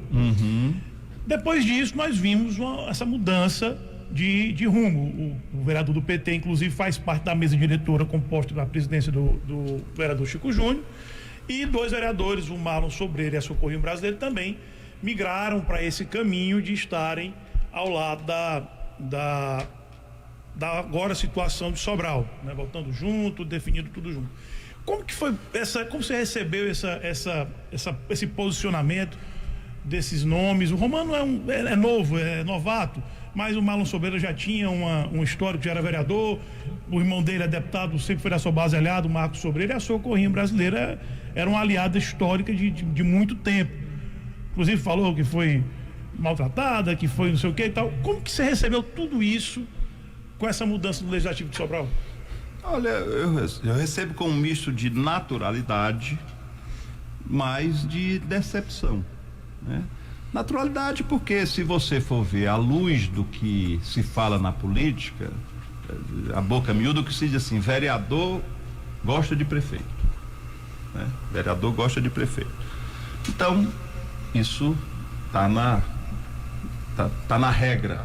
Tá na regra. Se você for olhar aí, os prefeitos, como regra, conseguiram fazer, a exceção de Itapipoca. Eu não tenho notícia de nenhum outro. Teve um cangapé grande lá. Foi uma coisa surpreendente. Total. A chapa pode ser lançada na hora e tal. Foi uma surpresa. Então eu não tenho notícia de nenhum outro. Como regra, o prefeito faz a Câmara. Agora, decepção porque, sim, a gente estava no mesmo campo, né? Tava no mesmo campo, e como você bem disse, a gente deve respeitar a vontade das urnas. O povo de Sobral, eu respeito, escolheu um grupo, um partido, uma aliança para ser o executivo e deu maioria para outro grupo, para outra aliança, para outro grupo de coligação, arco de aliança de partidos, para ter maioria no legislativo. E como você disse, a gente tem relações pessoais, né? Você, esse do PT também, também porque não é do meu partido, mas os do meu partido eu tinha relação pessoal, sempre procurei tratar muito bem e tal, e confesso que tive uma grande decepção, né? Uma grande frustração com o comportamento deles. Vamos para frente, né? Vamos para frente, isso aí o povo tá vendo, vamos para frente. Vamos para frente. Como? Qual é o papel da oposição de Sobral agora? O que eu tenho defendido é isso. Eu acho que a gente deve ter respeito às urnas e devemos dar um crédito de confiança, vamos dizer assim, senão a gente vai parecer que está com dor de cotovelo, que não se conforma com a derrota. Não, perdemos, somos conformados. Isso não significa morrer, né? Isso não significa se acabar, pelo contrário, para mim é mais ânimo, mais disposição. É isso que eu quero contaminar os meus amigos, de fazerem disso, fazer do limão a limonada. Nós estamos na oposição, a oposição não consegue levar a praça, não consegue levar o calçamento, mas consegue reclamar, consegue denunciar o que está errado, consegue apontar os erros, né? E isso é um papel respeitável, né? Então, o que eu defendo é que a gente dê aí um crédito, deixar uns dias, 100 dias, 6 meses, para ver o que é que fazem. Vamos abrir o nosso coração para acolher os decepcionados. A gente tem que ter sempre esse gesto, né, de humildade e de respeito. Se uma pessoa se equivocou, se a pessoa errou, não vamos agir com arrogância, não vamos agir com ódio, com rancor. Vamos abrir o nosso coração e vamos receber essas pessoas, vamos acolher essas pessoas e vamos trabalhar. A gente não trabalha, a gente tem a voz para falar, a gente tem amigos. Eu para não acharem que é picuinha minha, em dezembro do ano passado, faz muito tempo, né? Um mês atrás, uma pessoa me disse o seguinte: Cid, por que tu não resgata a Exponorte? Aí eu digo, tá aí, amigo, tá aí. tu acabou de me dar uma boa ideia, eu comecei minha vida fazendo evento e tal, vou fazer isso. Na mesma hora eu sou assim, eu não gosto de deixar para amanhã. Tem um provérbio português, a gente costuma fazer piada de português, mas assim, tem um provérbio que é muito sábio e que tem um equivalente nosso assim: o que está feito, papai dizia muito isso e dizia até consultar, que o que está feito não está por fazer, né? Como os portugueses falam, é o nosso, nunca deixe para amanhã o que você pode fazer hoje. Então, ali, lá na minha redezinha, lá na Meruoca, eu liguei para o prefeito de Viçosa, porque a minha ideia também é a seguinte: eu vou casar a nossa celebração de inverno, porque uma exposição agropecuária é uma celebração do inverno, né? Se você for ver, é isso, é a produção agrícola e a produção, a melhora do nosso rebanho, do que a gente cria. E isso acontece nesse período após o inverno. Vou casar isso, a nossa exposição agropecuária, com um festival de inverno, aí no sentido de frio da Meruoca, e um festival de inverno de Viçosa. Imediatamente eu liguei por 2 prefeitos, combinei com ele, acertamos as datas. O de Sobral será do dia 22 ao dia 27 de julho, agolhó, e aí tem que pegar o calendário para ver. No fim de semana seguinte é o de Viçosa, e no outro fim de semana, que já é agosto, o da Meruoca. Fazer essas 3 coisas. O Sobral, esse de Sobral vai ter... Na mesma hora eu peguei e liguei pro secretário de Desenvolvimento Agrário do Estado, SDA, Moisés, liguei para eles: secretário, como é que é o parque de exposição aqui em Sobral? Não, é do Estado. Ele disse: está com o Estado, não está cedido à prefeitura? Não, está com o Estado. Pois olha, eu vou querer fazer um evento aí entre o dia 22 e o dia 27 de julho, já deixo registrado, porque eu fui atrás de saber qual era a exposição mais conhecida do Ceará, é Expocrata. Ela termina exatamente no dia 20, então a gente faria na sequência a de Sobral. E nem quis a data do aniversário, né? Para não deixar a prefeitura fazer aí as coisas dela. Faça aí, vamos comparar. Vamos comparar. A prefeitura faz o aniversário, se quiser fazer uma exposição, faz também. Vamos comparar as duas e vamos ver quem faz melhor. Isso é bom. Quem é que ganha com isso? Sou eu? É o outro lá? Não, quem ganha é o povo. Se a gente tiver, em vez de um evento, 2, e um melhor do que o outro, cada um lutando para ser o melhor, quem ganha é o povo de Sobral. E eu devo tudo ao povo de Sobral e vou procurar fazer tudo pro povo de Sobral. Então, vou fazer isso. Um dia desse eu estava ontem lá falando comigo, eu era menino em Fortaleza e vi uma coisa de uma gincana, né? E a Verdes Mares fez uma gincana inteligente. Ela fazia assim umas charadas, e as charadas levava para um lugar, e daquele lugar você encontrava um canudo, e aí eram 20 canudo com uma inscrição associada, e aquilo ali, 20 canudos, cada um tinha uma pontuação, e a turma, grupos de 10 e tal, a turma ganhava um carro naquele tempo.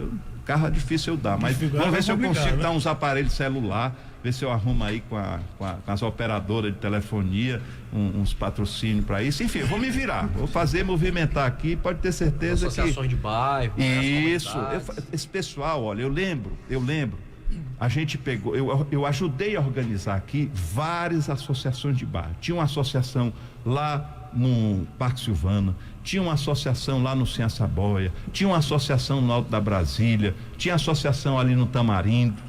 E aí, esse povo, na cidade Zé Euclides, a gente levou, não sei se o Paulão estava nesse dia, a gente botou todo mundo num ônibus, os presidentes da associação, fizemos aqui uma reunião, o que é que nós vamos pedir? Você foi, né? Contar a sua audiência lá naquela sala Zona Grande, nós discutimos o que é que nós vamos pedir para o governo e tal. Aí, todas as coisas que a gente pediu foram feitas. Quer ver o que eu me lembro aqui? Aquela calçada da uva, hoje já foi mexido, mas a calçada da uva para lá, para frente, foi conseguida aquela avenida do contorno, foi conseguida naquela época. Enfim, foram várias coisas que a gente conseguiu.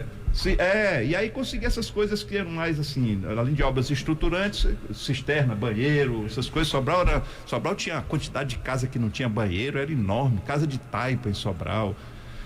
Enfim, tem muita coisa, óbvio que boa parte disso já não existe mais de problema, mas todo dia está aparecendo um problema novo. Então, nós não sendo segurança.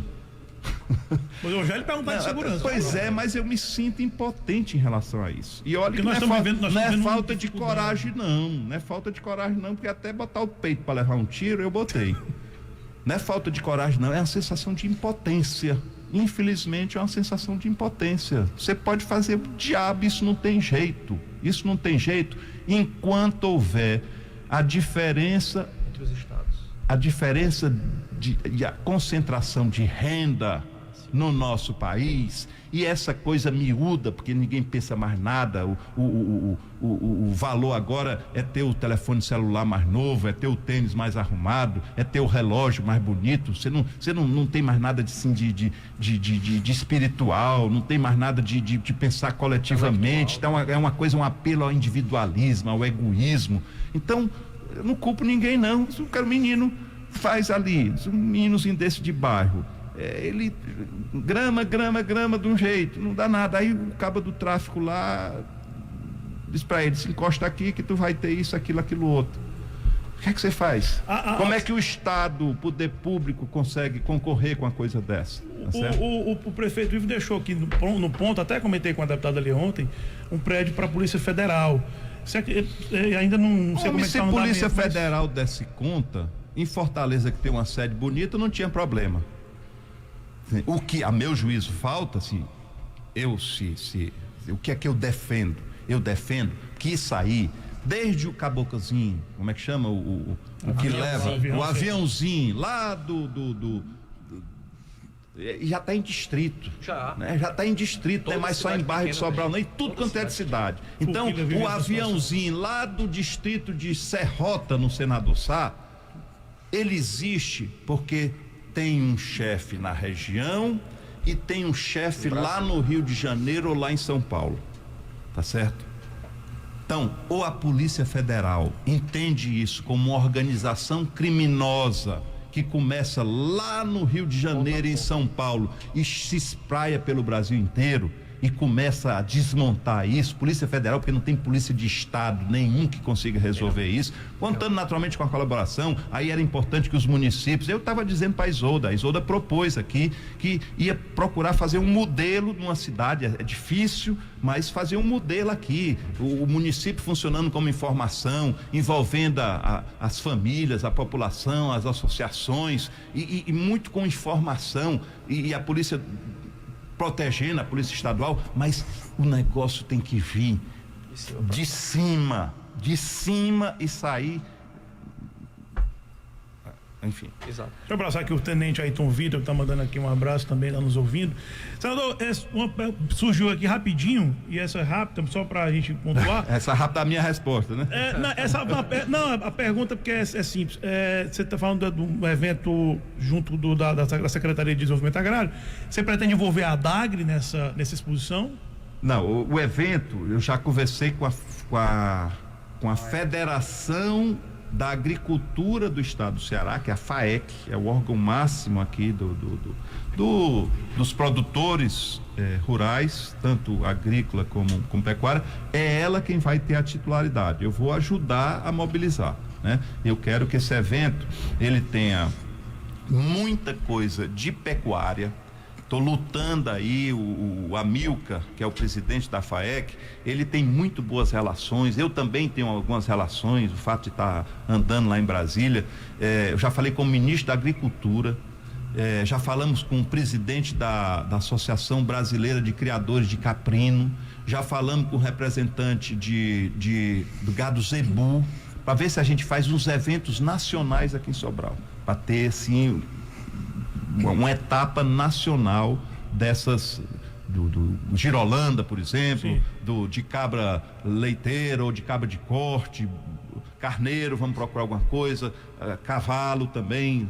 Eu estou defendendo que a gente faça aqui uma coisa em relação ao quarto de milha, que é o cavalo que é mais popular aqui, e fazer também uma vaquejada. São vários dias, fazer uma etapa de vaquejada. Não sei como é que anda isso, mas conseguir, vou procurar, procurar fazer aqui uma etapa estadual ou nacional de vaquejada, se existir. Eu fui ver um dia desses, lá em Barbalha, uma parceria que a FAEC fez com a Embrapa, e eles fizeram lá uns cultivos venda ali, não é filme não era imagem não, eu vendo um roçado de milho, o milho com 3 metros de altura, as espigas desse tamanho, uns campozinhos de algodão inclusive já com cor, algum deles, tudo coisa que a gente pode, assim, mostrar para as pessoas, para incentivar que a gente pode ter isso aqui, a despeito do semiárido, a despeito de uma série de dificuldades que a gente tem, é possível a gente fazer agricultura e pecuária com modernidade. E um evento de participações nacionais, evento... Bom, e aí também as festas, né? Aí as festas também, e aí vamos ver, quando eu era prefeito, eu fiz muita festa aqui em Sobral e óbvio não cobrava. Foi muitas quintas-feiras daquelas, já fui muito. Não, aquelas eram as pequenas, mas eu fazia, se você lembrar, a exposição, eu trouxe tudo que era de bandas, limão com mel, calcinha preta, das antigas, né? Como era uma dada do Sergipe, mas era boa, eu gostava demais. Magnífico, adorava Magnífico, hein? Luciano teve São Instituto em Choró. Lá no Parque de Exposição, lá quando era o velho. Pois quando era o velho, onde é o Hospital Regional. Então, vamos fazer isso. E aí agora a ideia também é o seguinte, você abre uma parte de graça e aí fazer lá também umas estruturas para quem puder pagar, para ajudar a pagar o evento. Muito bem. E vamos atrás de patrocínio também. Onde eu tiver notícia que tem um patrocínio, um patrocinador, eu estarei batendo a porta. E com meu pirizinho na mão. Só sobre... Uma pergunta sobre... Paulão tá dizendo que tem a estrutura e vai dar a estrutura. Vai dar. Patrocínio. Rapaz, que munheca, viu, Paulão? Que amarrada, né? Ao vivo. Mas a importância desse evento... É uma ferrada, né, Paulo? A importância desse evento... Vamos ver se a gente... O patrocínio é exatamente para pagar essas coisas que são fundamentais. Você tem que pagar o artista, você tem que pagar o som, você tem que pagar a estrutura, né? Mas se esse tipo de evento cobrar uns ingressos de quem pode pagar, para ter um camarote, não sei o que e tal. É importante também para dar exemplo para a juventude. Você falou, voltando aqui para o assunto do sítio, né, das produções que você está fazendo. A gente tem visto também no sertão cada vez menos jovens, menos pessoas, menos gerações se empolgando com a agricultura e com a pecuária. Isso é um problema, porque é um dos motores da economia, o setor primário. Então... O setor primário no Brasil ele tem uma participação significativa, não quero chutar um número aqui no nosso PIB, mas para além da participação, ele tem na nossa balança, é quem salva o Brasil. Sim. É quem salva o Brasil. Se o Brasil não tivesse a pujança do agronegócio, a gente já tinha quebrado 10 vezes. Porque não tinha dinheiro para pagar o que a gente importa, porque a gente importa carro, a gente importa telefone, a gente importa, enfim, uma infinidade de coisas, e quem banca, quem equilibra a nossa balança comercial é o agronegócio. Infelizmente, como regra, isso produzido no Sudeste, no Centro-Oeste e no Sul do país. O Norte e o Nordeste tem uma participação pequena nisso. É claro, tem vocações, o açaí, por exemplo. Onde eu ando agora, você anda na França, você anda nos Estados Unidos, você encontra lá o açaí. Água de coco. Um dia desse eu estava num supermercado lá nos Estados Unidos e vi lá água de coco feita, engarrafada no Ceará. Então, potencial a gente tem. Na hora que a gente faz alguma coisa com qualidade, quem é que diria que é possível você fazer aqui uma floresta de eucalipto? Quem é que dizia isso há 5 anos atrás? O ex-prefeito Roger Guerra esteve aqui contando essa história pra gente. Pois eu tô lá, eu tô dentro também. Eu vi as fotos. Energia solar, isso é uma riqueza, amigo. Eu tô dentro também. Eu não tenho, tenha certeza de uma coisa, eu não tenho nada com o serviço público. Eu não tenho nada com o governo do estado, eu não tenho nada com o governo federal, não tenho nada com prefeitura nenhuma. Tenho um negócio com prefeitura, mas o que eu tiver de fazer, e fazer, não é porque eu quero ficar rico, não tenho vocação para isso, não. Eu quero fazer para mostrar que dá certo, para enfim, incentivar fazer com que isso aqui possa gerar alternativa para as pessoas. Bem, então, se o caba tiver um dinheirinho para investir e queira ideia, pode me procurar que é comigo mesmo. Tem do Pinica a bomba atômica. o senador, só que registrar que quem está nos assistindo é a Lucila Albuquerque, a nossa querida amiga Lucila. Negona. E ela está dizendo que essas bandas que você contou aí não é do tempo dela, que ela é muito mais nova. Muito mais mesmo. É novinha. Ela disse que você sabe disso. A Lucila, ela cuidava da sala que eu era menininha. Então ela é mais velha, vinha ficar lá cuidando da sala. Bem, olha, são 14 horas com mais de 37 minutos. Eu quero já agradecer o Carlos Schultz por ter saudado esse pequeno espacinho aqui a mais para mim. Senador, a gente já está chegando no fim, mas eu quero agradecer você ter vindo aqui. Eu vou fazer o convite, não existe convite por edital. Você disse que vem, eu vou cobrar. Você veio aqui pra gente 10 de abril pra gente fazer essa avaliação. 100 dias da gestão. Como é que é o slogan da gestão? Novo tempo. Novo tempo. A gente vai conversar mais vezes. 100 dias da gestão, novo tempo. Vamos avaliar. E é um prazer lhe receber por aqui. Que seja a primeira de muitas, de fato. Que bom que você veio. Muito obrigado por disponibilizar esse tempo. João Ricardo, mais uma vez, obrigado. Muito obrigado, Tupi, por ter me recebido aqui. Obrigado, senador, pela excelente entrevista. Obrigado. Eu que agradeço a vocês. O trabalho do entrevistado, quando os entrevistadores são bons, é muito fácil. Então vocês obrigado, são campeões. Obrigado Obrigado pelas perguntas, obrigado pelas instigações, obrigado pelas inspirações e obrigado pela atenção de cada um dos sobralenses e da região norte que perderam seu tempo aí ouvindo essa conversa mole aqui. Foi muitas mensagens, meu direct, meu WhatsApp, tá tudo cheio. Eu não tenho como mandar um abraço para todos, mas a quem nos assistiu, muito obrigado por deixar a gente entrar na sua casa por mais um dia. Na segunda-feira a gente está de volta com mais Almanac 100. Obrigado a todos. Agora é Carlos Torres e o time dele nos